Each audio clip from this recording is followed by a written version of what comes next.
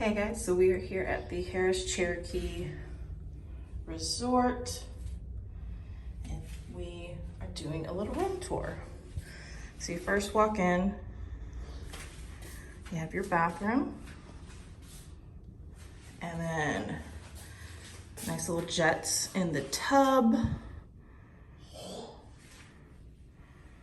Nice vanity space, mirror, toilet, which has a separate room. That's for the adjacent room. Full-length mirror.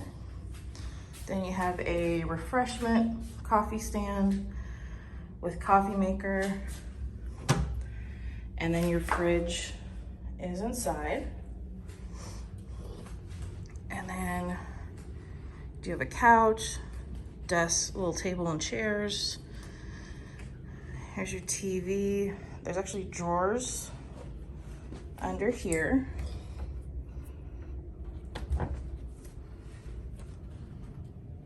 Which is really nice.